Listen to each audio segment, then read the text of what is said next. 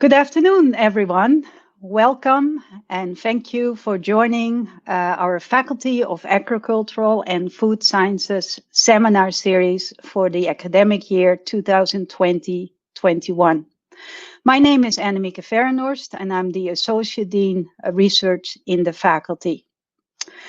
I know this is a virtual event and that many of you might be joining us from Winnipeg, but perhaps we have also participants from other locations, perhaps even from other countries. With all of this, with all of us on the call, I would like to acknowledge that the University of Manitoba campuses are located on the original lands of the Anishinaabe, Cree, Oji-Cree, Dakota, and Dene peoples, and on the homeland of the Métis Nation. We respect the treaties made on these territories, we acknowledge the harms and mistakes of the past, and we dedicate ourselves to moving forward in partnership with Indigenous communities in a spirit of reconciliation and collaboration. Before I start with the seminar details, I want you to be aware of some exciting news, and that is that we just launched a outreach website, which is called the Manitoba Agriculture and Food Knowledge Exchange. And you can find it on this website, which is makemanitoba.ca. It's a collection of podcasts, stories, and other resources in which we highlight the faculty's research, and we talk about things that are relevant to consumers and producers and in a way that everyone can relate to. We often add content, so please visit the site regularly and you can bookmark it today, makemanitoba.ca. I know that, like everyone else, we have gone virtual, and the title of today's seminar series is From Grain to Grazing, the Immediate Wheatgrass Potential. We have added a little bit of a twist to the seminar in that we have not one, but three speakers today. Each speaker will tell you a little bit about their specific research, and then they engage together in a conversation of how they collaborate. And you as a viewer can participate in this presentation and conversation by sending questions and comments via the chat platform. Right now, I call upon Crystal Jurgensen, the faculty communications specialist, to provide some guidance on how the audience can participate in today's presentation. Thanks, Annemieke. To comment or to ask questions today, we ask that you open another window or possibly use your phone if you'd like to go to the website www.slido.com, and you'll see the URL just below the YouTube in the YouTube description. And when you get there, it'll ask you for an event code. The event code is, you'll see it on the screen here, #grain2grazing. And once you get there, there'll be an opportunity to enter your comment. It's a 160 character limit, so just we encourage you to be succinct in your comments.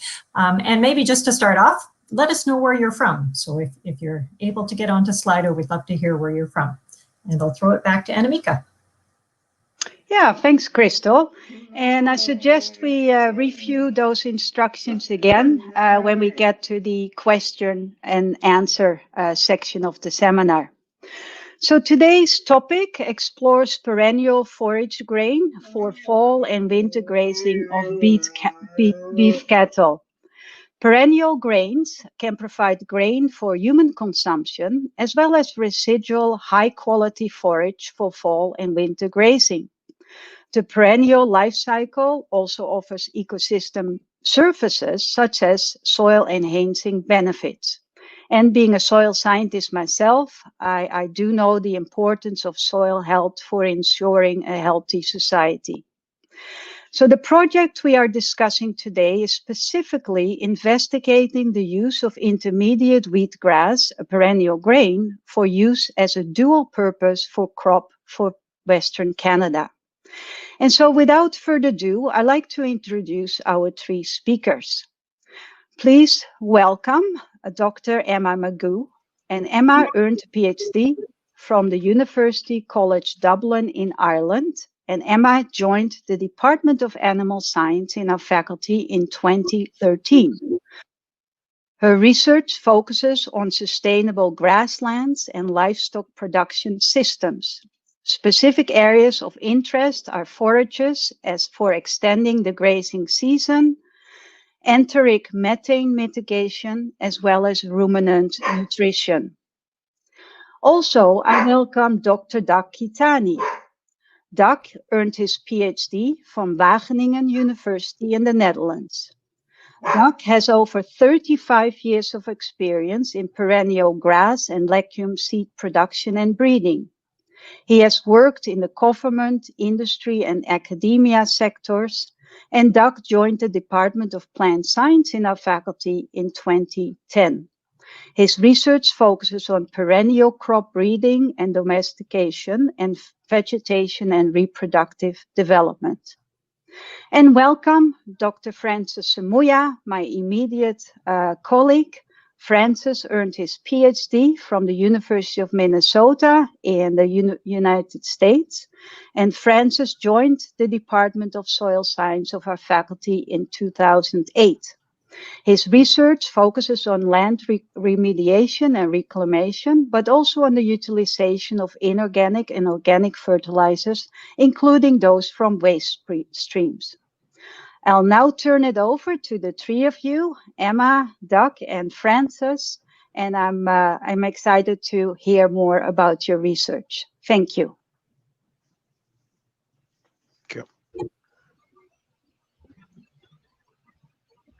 Thank you very much, Annemieke. And on behalf of Doug and Francis, I would like to thank the Dean's Office for the opportunity to present our project in, I guess, the first faculty seminar of the 2020 fall term.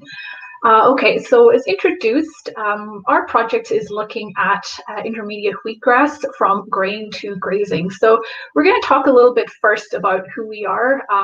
Doug, Francis, and I are here, of course, presenting, but that's really on behalf of a much larger team, and we will talk about that.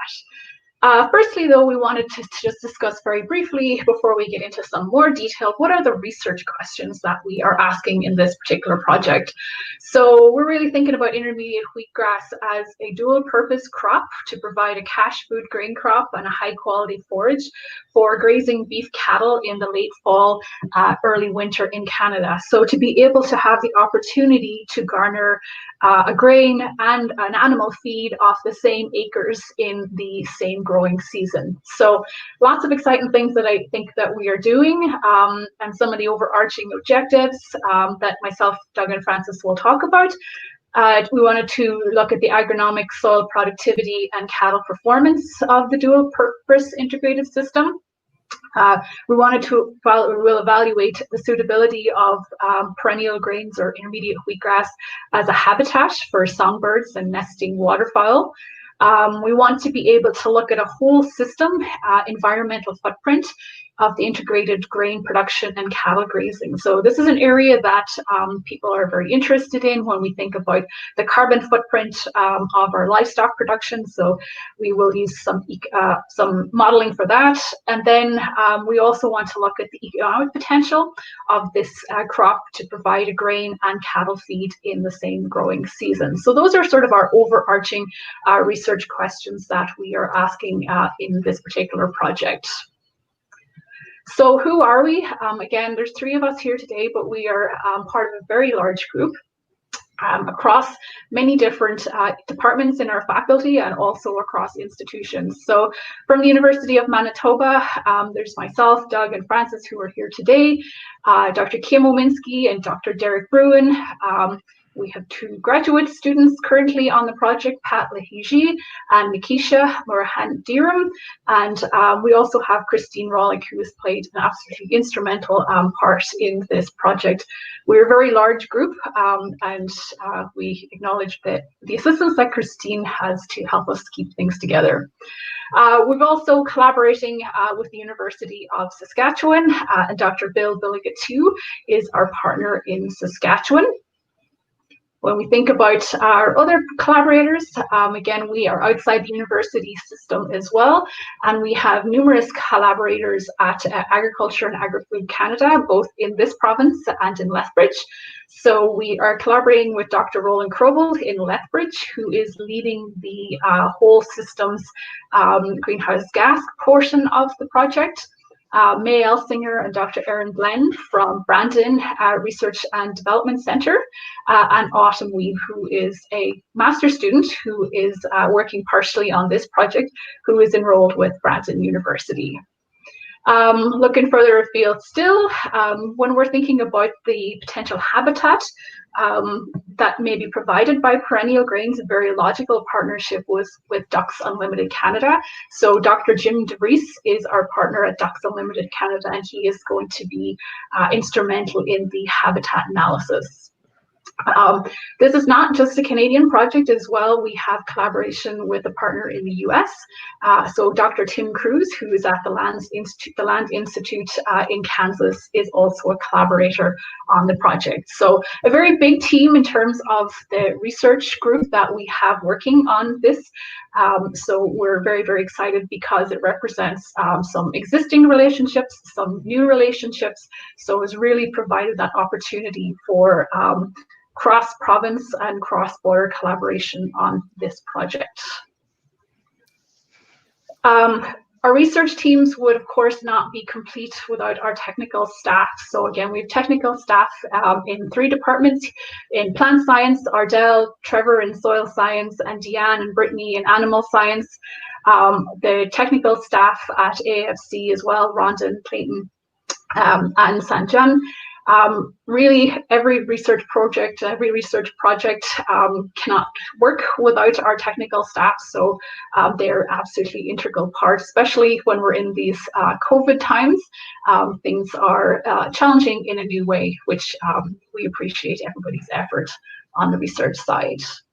So moving on a little bit from the research side, who are our industry partners or supporting organizations? So we are very fortunate in this project to have a number of industry partners that we engage with on a variety of different levels. So Manitoba beef producers, who are the commodity group for cattle producers in this province, are part of the project. The Manitoba Forage and Grassland Association, we engage with them, both of these organizations, in a number of different ways, especially with tech transfer and knowledge dissemination. That's really very critical to us and to all projects, to be able to disseminate the information and the results that we get from this project to the end user.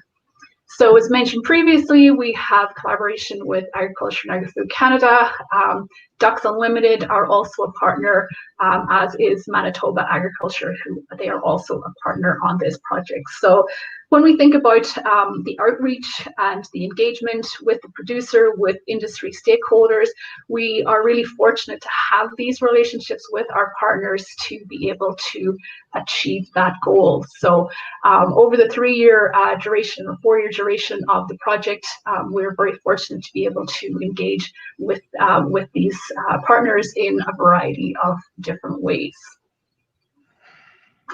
So with that, I will pass it over to Doug to talk about some of the backgrounds. Okay. What we're working with is intermediate wheatgrass. You heard it introduced earlier, Thinopyrum intermedium. It's a cool season herbaceous perennial grass that's been historically used as a forage grass in Western Canada. And in the 1980s, it was identified as a potential perennial grain. It only puts us about 6,000 years behind wheat. Next, please. And perennial grains here at the university, we began in 2010. And after investigating a number of options, we came up with intermediate wheatgrass being selected as our best option for our region. And we've been breeding and have had a breeding and selection program initiated then, and we are now at the stage where we can test adapted materials. Next, please. So why intermediate wheatgrass and why grazing? Well, in order to produce grain year after year, we need to have regrowth in the fall, and we need to push this regrowth potential. And if you look at the image on the screen, we are at the point here where the foliage has done all its work in the fall and it's just going to die off over winter. This herbage can be easily utilized by beef animals and other grazers. Next. So I'm going to start off with some of the objectives and then pass it along to Emma. Objective 1 is to determine the agronomic performance of intermediate wheatgrass, both alone and in combination with a non-competitive dinitrogen fixing legume in an overwintering cattle system. Next. We have two series of studies. One are what we call our small plot, and these are simulated grazing studies. And they're located at Carman, Manitoba, Agriculture and Agri-Food Canada in Brandon, and at the University of Saskatchewan in Clavet, Saskatchewan. Our treatments are intermediate wheatgrass with a post-harvest fertility application, an intermediate wheatgrass without a fertility application, intermediate wheatgrass interseeded with Alside clover, and a forage control. And this forage control is actually one that was found to do very well in Manitoba in previous experiments by Drs. McGeough and Ominski. Now, these small plots include both a fall and a spring stockpile treatment, but they are going to be grazed, so to speak, without animals, and we'll be using mechanical harvesting for this. Measurements off of these plots will include seed production and its components, and biomass yield and quality throughout the year. Next, please. Okay, we also have a large 50-acre grazing study where much of the work will be done and all of the animal work will be done, where we'll be actually grazing it. This is seeding in May of this year. Next. And approximately 3 months later, we were left, we had this on the ground, and we used mowing for weed control in the establishment year, mainly because we have mixed treatments and any other treatment would be disastrous. Next, please.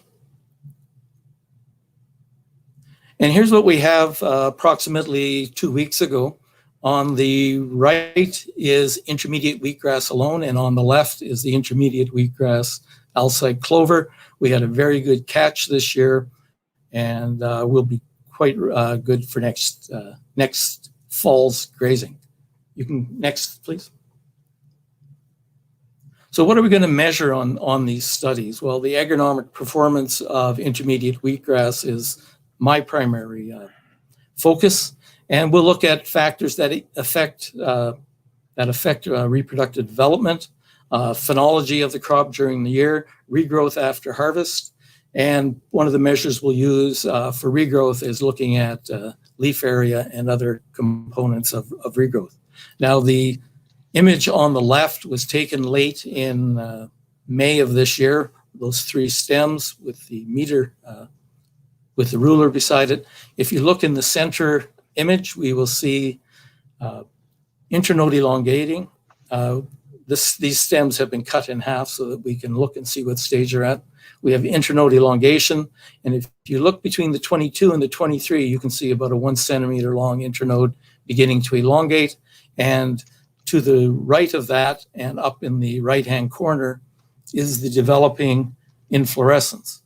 And so the growth in the spring, even though what you see is vegetative in appearance, the reproductive growth is taking place at that point and can be impacted by competition and other factors. Next, please.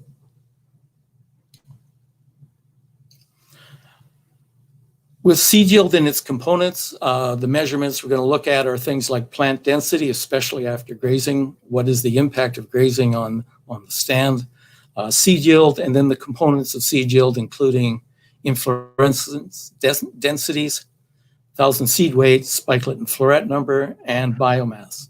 The image in the upper right is an individual inflorescence of intermediate wheatgrass with the spikelets and florets. And in the lower portion are seeds that came out of one spikelet. Next, please. Now, we're also able to get some funding through CAP, the Canadian Agricultural Partnership, to look at seeding dates and cropping systems and their impact on establishment and on the economics of production. The image on the right shows our 3 years, our 2 years of seeding at Carmen Research Station. In the far end of it, we have seeding in May 2019, August 2019. What's immediately in front of you is May 2020, and just out of the image is the August 2020. And in the right image, those are the 2019 seedings. On the right-hand side is the fall seeding, early August, and on the left is the late May seeding in 2019. And hopefully you can see just the agronomic performance differs based on the seeding date in the previous year. Next. Okay, the objective 2 was to assess the potential of intermediate wheatgrass-based pastures to provide nesting in the spring and early summer as cover for waterfowl, fowl, and songbirds. Next. Now this will be done in the grazing pastures where we have the animals, because we want to really know what the impact of the animals are on the nesting habitat. But at one of our small sites this year, the one in the upper left, you can just see we think it's a spruce grouse nesting, and on the right side you can see the eggs, and these are in our small plots this spring. So there won't be any grazing at this point. So we're hopeful that we can, with Ducks Unlimited, show some nesting potential. Next.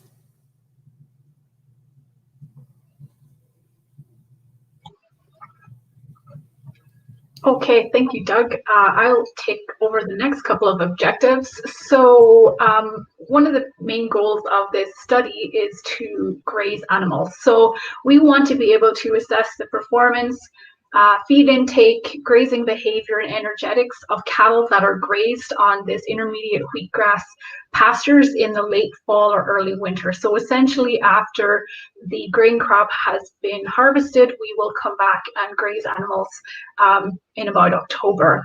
So what are we going to do, or what will we measure? So next year in October to approximately December, so the pastures that we've seen seeded in the previous slides, we will run groups of animals on that pasture, on those pastures, for about 3 months or so. So what are the different things that we will measure and why when it comes to the animal studies? We'll measure forage yield and quality. So when we think about feed for cattle, we're thinking about not just having plenty of feed, but sufficient quality and quantity.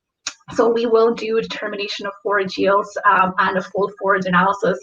We're also going to determine daily feed intake on these animals. We're going to determine or measure enteric methane emissions. So down here on the bottom right-hand side, you can see what an animal looks like when it's wearing the collection apparatus. So again, why do we care about enteric methane emissions? We care because enteric methane is a byproduct of feed digestion. So it is of no use to the animal. So it is considered an energetic waste. So if we can reduce enteric methane emissions in beef production by offering a higher quality feed, by having improved animal performance. Those are means by which we can reduce emissions associated with our cattle feeding. We're going to measure animal performance. We'll measure the live weight on these animals over the duration of the trial as well. We'll be doing that at different points. We're also interested in the nitrogen status of the animal, so we will evaluate blood metabolites that will look at the nitrogen status, which is a fairly direct reflection of what the nitrogen or proteins concentrations are in the pastures. Finally, some of the things that we're going to do, we're going to look at grazing behavior on these animals. So in the top picture here, you can see an animal wearing a GPS collar. They will wear them for the duration of the trial, and it allows us to measure walking time, distance traveled, the periods of grazing during the night and during the day. So we will also be looking at those behavioral measures as well. Moving on to objective 5, then we're going to look at the economic potential of intermediate wheatgrass-based pastures to provide both a cash crop and a high-quality feed in the same growing season. And this is work that will be led by Dr. Derek Bruin, who's in the Department of Agricultural Economics. So what are we going to do in the economic analysis, or what have we started this work? We will look at cost of production for the various forage treatments that Doug has talked about previously. We will also assess economic impacts of yield variation and looking at average returns, using not only data from the animal trial, but also from the small plot trial, which really gives us a good picture of what these treatments are doing in different ecoregions, given that we'll have Winnipeg site, a Carmen site, a Brandon site, and we have a site at Saskatchewan at Levet. We'll feed this and the feed quality into a feed budget analysis. We'll also look to evaluate risk using stochastic analysis, and in collaboration with Dr. Krogel, Derek will be looking at, and the team will be looking at economic impacts of forage rotation and nutrient stock, which will be evaluated also in this project. So when we think about agronomics and animal production, it's really critical for us to tie in the economics of all this, because a strategy for feeding animals has to be profitable in order to be sustainable and competitive. Another thing that we're going to do, and this is work that will be led by Dr. Roland Krobel at the Lethbridge Research and Development Centre, where we're looking at whole system environmental footprint of an integrated intermediate wheatgrass cattle overwintering system. So what are we really going to look at here? We're going to estimate the effect of the different forage choices on the whole farm emissions of a conceptual beef production system. So our focus is going to be on greenhouse gases, where we will be not just looking at methane. Methane's what we're measuring on the animal side, but we're also interested in the N2O, we're also interested in the carbon, and we'll also include ammonia volatilization and nitrate leaching in there. So when we think about greenhouse gas footprints, we're really thinking very holistically in the big picture, looking at all the inputs to the system, the outputs from the system, to be able to calculate or determine what the greenhouse gas or the environmental footprint of these various treatments are. We will take that a little bit further and investigate the trade-offs between the use of synthetic fertilizer versus the inclusion of legumes. So if we remember back to what our treatments were, we had treatments that had clover included with intermediate, and then we also had treatments with or without synthetic fertilizers. So these are some of the questions that we're going to ask of the modeling to be able to really have a more informed decision and overarching outcome as to what these various choices may arrive at. We are going to also test and further develop the introductory carbon balance model approach. So using carbon measurements from the experiments in this trial to better understand questions about root turnover. So again, this is work that is very much in line with what the folks at Lethbridge are working on in terms of updating and developing, constantly updating and developing the various models that we have at our disposal. And Holos, which you see down in the bottom picture, bottom left, I guess, is the model that we use. So it's a tool to estimate greenhouse gases from farming systems. So that is a model that has been developed out of Agriculture and Agri-Food Canada that we will be using for this project. So with that, I shall move it over to Francis. Okay, thanks, Emma. So I will focus on the final two objectives that are centered around soil health. And you had Emma introduce, or at least acknowledge, some of our collaborators, including Dr. Erin Glenn at Brandon Research Center, and also Dr. Tim Cruz, who is based at the Land Institute in Kansas. And so, as you know, and as Dr. Fahrenholz mentioned in her introduction, soil is a living entity which we depend on for our livelihood and also our survival. And as you can appreciate, we have an obligation to keep it healthy so it can continue to function properly. So just like human health, soil health is sensitive to external factors, and that includes environmental variables like weather attributes. And also it is sensitive to changes in land management practices or agricultural systems, such as those that we set out to investigate in this project.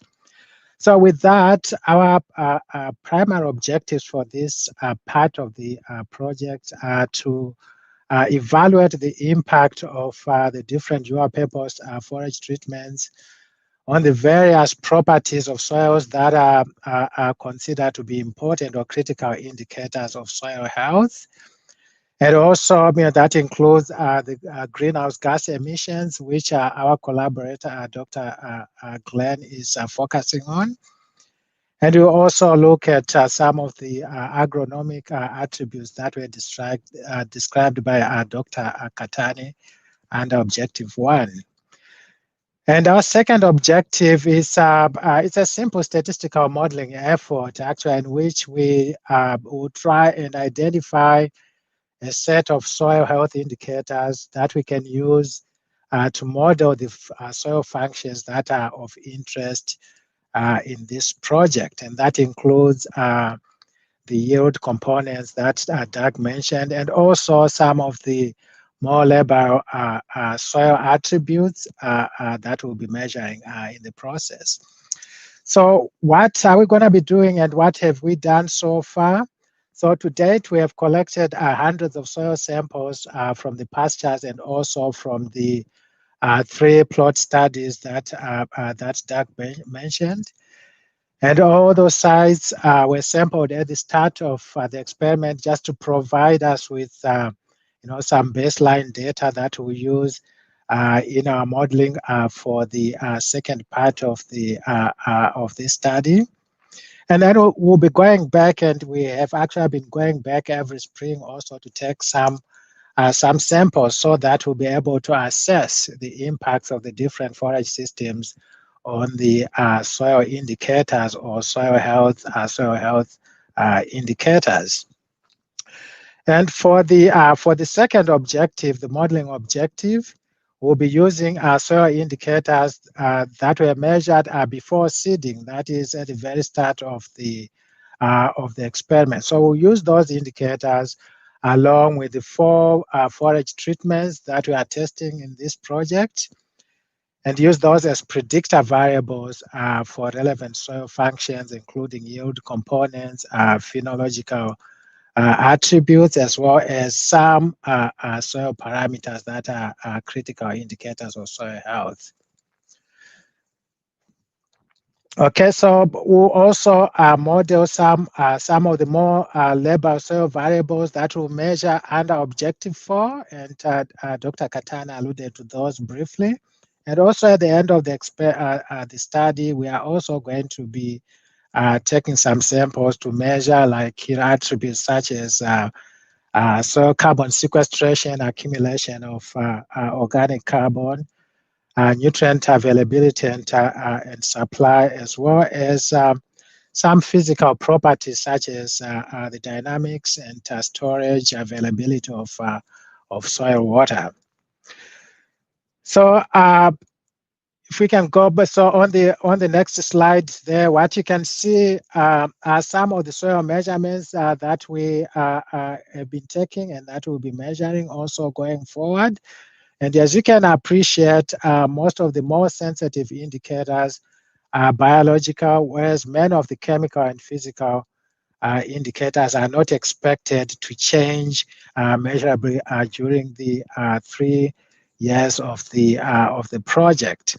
So what that means is that for our modeling efforts, where we're trying to relate the different soil functions to soil indicators measured at the start of the study, we'll be focusing really, in addition to the agronomic parameters, for the soil functions or soil parameters, we'll be focusing mostly on those attributes that are more sensitive to change and that are likely to change measurably within the 3-year duration of the study. And so, what outcomes do we expect from this effort? So number one, we expect to get a better understanding of how the various dual purpose forage treatments of interest in the project affect key soil health indicators. And secondly, we expect to come up with models that we can utilize or that can utilize the baseline soil indicators to predict changes in soil functions and soil health indicators as affected by the different forage systems that we are interested in.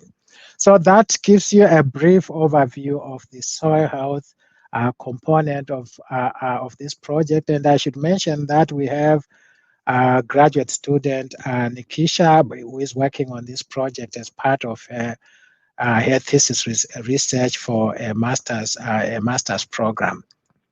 Okay.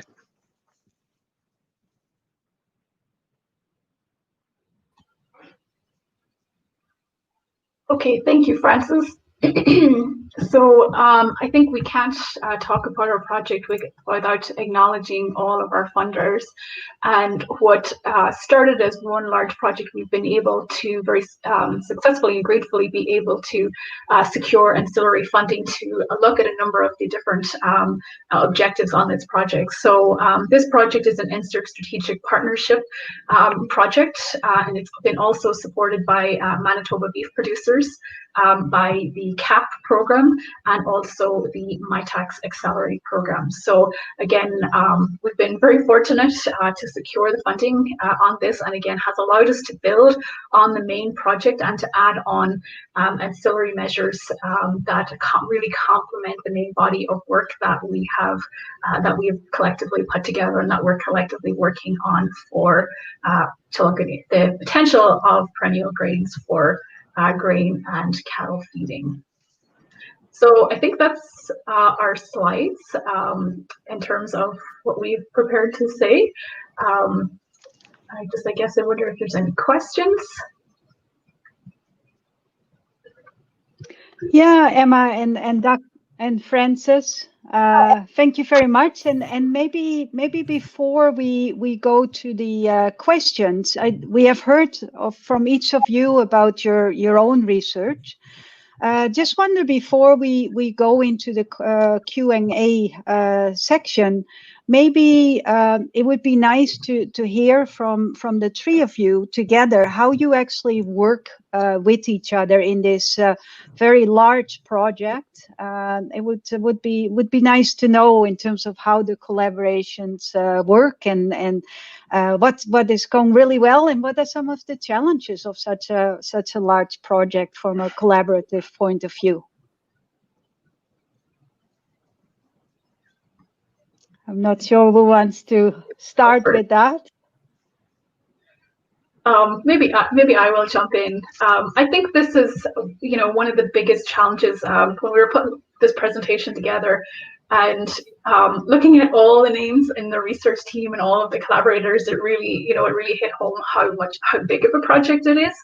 But I think that in terms of our collaborative work, we try to meet either as small groups more frequently or the large group at least once a year. I guess COVID has been a big challenge. It probably doesn't affect me as much as the others because my work with Kim in the animal trial hasn't started yet. But I think that that has been a challenge that we have had to work with, not just at the university, but with our collaborators also. But regular meetings, and Christine has been really helpful in terms of project coordination as well. So maybe Francis and Doug have other thoughts. Okay, thanks. Just to address part of your question, Annemieke, relating to some of the challenges that we have met, not necessarily on the collaboration per se, but I guess Doug can speak to that better than I can. But this relates to, this is a field experiment, and we are at the mercy of, environmental variables, weather, and in our first year, I believe that was in the fall of 2018, soon after seeding, we had a really bad drought. So for our pasture study at Brandon, we didn't get much really, and as a result, we had to relocate to another site, and that really set us a year back. But again, that's something that we expect for a study of this nature. And then in terms of how I fit in as a soil scientist in this system, if you look at the title for this for this presentation, really, the primary focus essentially was on the forage system, right? The breeding work that Doug has been focusing on, and also you want to see, well, it's a forage system, right? How good is it for the animals, which are the recipients of those forages? But for me, as a soil scientist, I usually give this quote in my presentations, when we run out of water, we pray for rain, but if we run out of soil, well, we have to pray for forgiveness. We have to ask for forgiveness, okay? So soil is very important, in many disciplines, actually, whether you are in animal science, whether you are in crop science. For me, as a soil scientist, I ask Doug, okay, so you are testing these new forage systems. What are the impacts? They are going to be feeding on the soil, right? And they're going to be growing in the soil. So what are the implications? What are the impacts in terms of the soil health? So this is where I come in. It's not just the plants that are growing in there and the inputs that are being applied agronomically, but also we're going to have, on the pasture study, we'll have animals that will be grazing on that system. So for me as a soil scientist, I'm interested in exploring what are the impacts on the soil properties. So you have those animals grazing, they'll be depositing manure on the pasture. What are the soil properties going to evolve as affected by the different pasture systems that we are testing? Yeah, and I think that's part of the wonderful aspect of your project. It's really a system approach that you're looking at, which is challenging, but that's the real situation, and that it's important to do so. Right. Doug, do you have anything to add in terms of collaborative approaches and how it's working for you to work with the team? I think the teams actually work very well together. When we need to do something or we need soil sampling in a certain period, we've had good communication. We've been able to get out there and do it.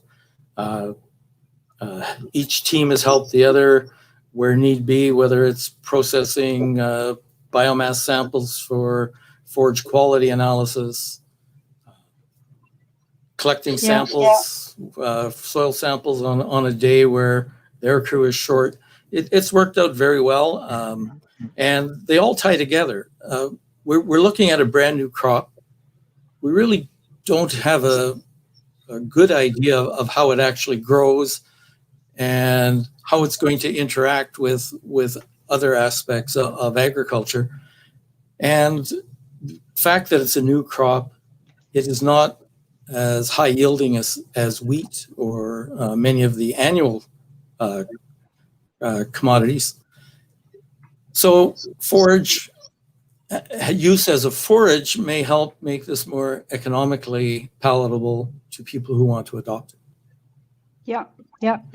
And I guess one of the things when you're talking, what comes to my mind, that it's also an advantage for the students that are involved in the project, because they learn from different disciplines. I assume that's a real benefit from them and in their career in agriculture.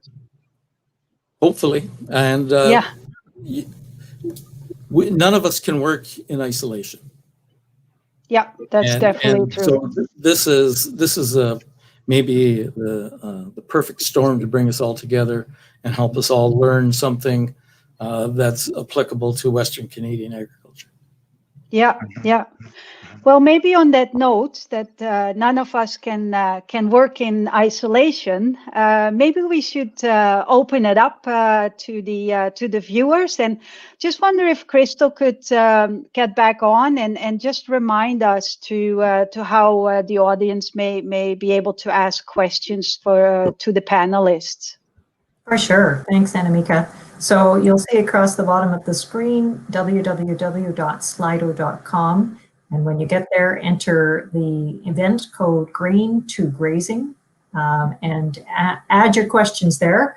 I'll just summarize that we've got viewers from all across Manitoba, Winkler, Giroux, St. Claude, quite a few people asking questions here. One question that's very pertinent, is this being recorded? Yes, it is being recorded. So if you'd like to go back and watch it later, it will be back on this same link later on. Someone else very eagle-eyed pointed out, and I don't know if I missed it too, they said, did I miss a point or was there no objective 3? Was there an objective 3?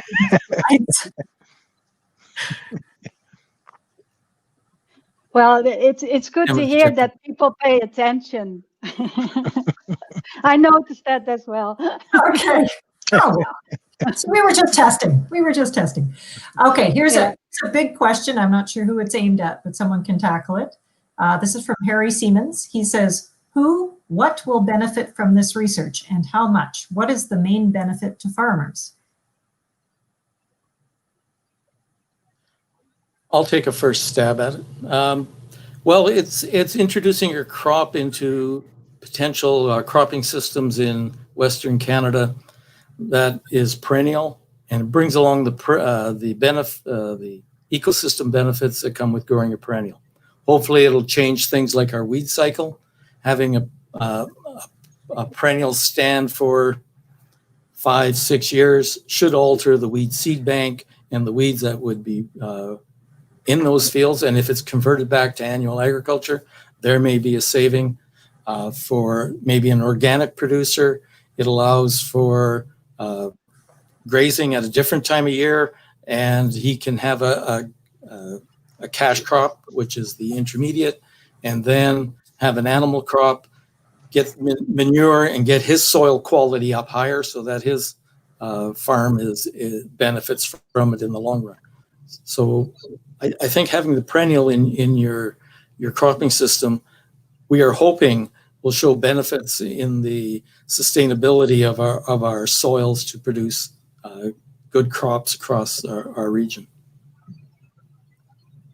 I'll maybe add to that as well in terms of from a cattle feed. When we think about feeding animals, feeding cattle in the late fall, early winter, one of the biggest challenges that we have with standing forage is the decline in forage quality. So if we stockpile a forage from either a hay or an early season grazing event, very often by the time we're grazing it in the fall, the quality is much reduced, both in terms of protein and energy. So one of the potential benefits or things that we're going to look at is if we have this regrowth after the grain has been cut in August, we have that regrowth that is younger, and it is potentially showing higher protein values, for example, which are going to better meet cattle needs in that period of late fall and early winter. So again, we're keeping the animals on pasture to harvest it themselves, and then it has all the benefits of perennial in terms of not needing to reseed every year, but in being able to meet the requirements. And maybe Doug can step in and say, you know, what some of the quality testing that he's done, preliminary that he's done, that can show that. But again, especially when we're thinking about replacement heifers or animals that have higher requirements than, say, dry mature cows, how can we meet the requirements in the fall? And that's something that we're hopeful that we can achieve with this crop. The fall growth is strictly vegetative, so there's no reproductive growth, no seed heads. So we increase the quality of the forage by reducing the amount of stem and fiber that is in there. So it's almost all leaf tissue, which is where the high values in nutrition come from for cattle feed. Yeah, thank you both. Crystal, do we have other questions? Q. Yes, in the queue? yeah, I've got one more question lined up here, so please feel free to add more questions to our chat. Doug, I think this question will be for you. It is, well, the question has just gone off my screen here. It was with regards to, you mentioned in early stages of perennial grain research that several candidate grass species were investigated. Which other candidates were investigated? Okay, we looked at the perennial wheats that have been generated around the world, and they didn't survive a second winter.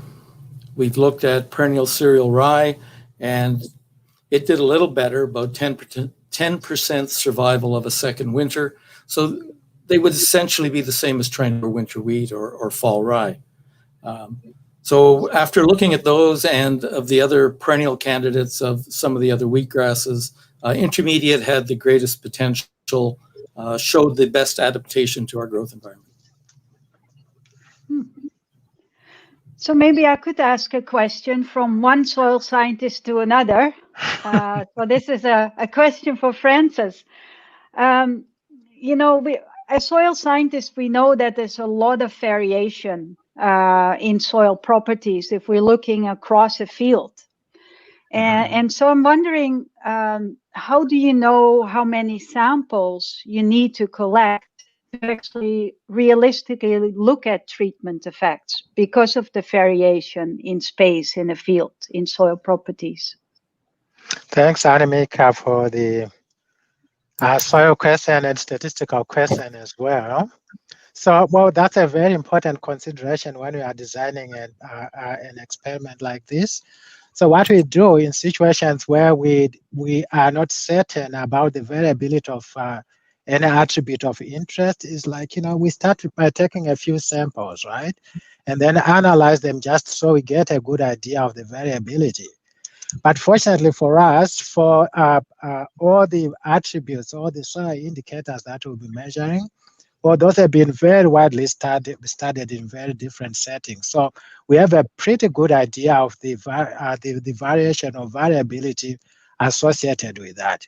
So we use that information, you know, at the design stage, you know, to decide on how many samples to take from each plot or how many replicates, in fact, to use in the setup. So that will give us, like, because what we want to be able to understand is how many samples do we need to give us a sufficient sensitivity or statistical power so that we are in a position to detect real differences between treatments if they do exist. So we make extensive use of existing literature on the variables that have been studied to come up with that information. And it's very important. You have to have the right number of samples of subsamples in order to get that sort of sensitivity. Great, thanks, Frances. Crystal, do you have another question? I have about four more questions now, so we'll try and get through these fairly quickly. What is the strategy if winter kill occurs in parts of a field? Well, I'll take that one. Hopefully it won't. We have had very little winter kill in this. Part of our selection process was for materials adapted to Manitoba. In our very first year, we lost 65% of the materials.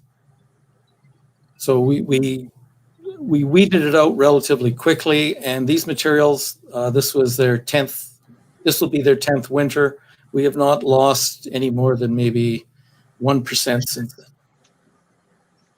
Awesome. Jeanette asks, which group of cattle will the grazing trial focus on? Right now, our objective is either to run bred replacement heifers or weaned calves. One of the things that we will be looking at, the crew have been out in the field at the various sites in the last couple of weeks, taking forage samples for analysis. So we will look at their analysis from the fall samples from the small plots this year to look at the quality of those feeds, but most likely replacement heifers or weaned calves. Excellent. This is a comment from Anonymous, just adding, should also add large savings in seeding costs, not needed in most years under perennial system. So just an observation there. Jason Morrison asks, I believe triticale is known for creating a large root mass. Given the total approach of greenhouse gas measurement, how would you account for that carbon dioxide?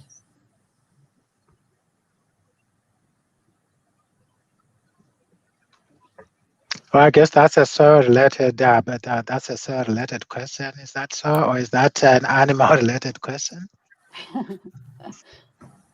Either, I guess. Plant-related. Yeah. Or maybe both.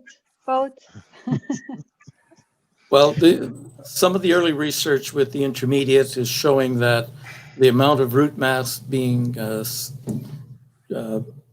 within the soil beneath the crop is very high even within the second year. It's going deeper, the roots are getting larger, it's probing greater areas of the earth, and it's, at least on some of the research that's being done in Europe, it's extracting nutrients that are below the annual crop's root zone. So it has numerous benefits, and that carbon's going deeper in the soil, so it'd be less likely to be easily lost on tillage. Yeah, and I suppose the roots also have an impact on drainage and moisture conditions in the soil, and that could also affect then processes in return. I have one more question here. Enzyme activity as indicator of soil health. Do you mean microbial enzymes? If so, what kind of enzyme are you targeting? So yes, so those are mostly microbial enzymes, and but so we'll be looking at enzymes that are associated with or that are critical in terms of nutrient cycling. For example, one of the soil functions that we are looking at is mineralization of carbon and mineralization of nitrogen, for example. So we'll be looking at enzymes that are associated with those critical functions in the soil. Yeah, and I just see the time. It's almost 4:30. So unless there's a last urgent question, I think we should wrap it up. Crystal? You are good to go. That was our last question. Thank you. So I would like to thank Emma, Doug, and Francis. Thank you very much for the excellent presentation. Very much enjoyed it, including the discussion at the end. For those that are online here, our next seminar will take place in late November. So we hope to see you all back then. We had about 100 people viewing the seminar today. So that's a great number. Please check our social media accounts and makemanitoba.ca about further details of the next seminar in late November. We also are excited to be highlighted in a faculty-themed Café Scientifique presentation on November 18th. And the title is Eating the Whole Grains in Canada's Food Guide. So again, please watch our social media or our newsletter at eNews for details. And if you don't currently receive the Ag email news, you can email us at agfoodsciencemanitoba.ca to sign up, and you can see the specific email address on the link. So if you email this, then you will be signed up and receive our regular newsletters that cover all sorts of things about our faculty and its successes.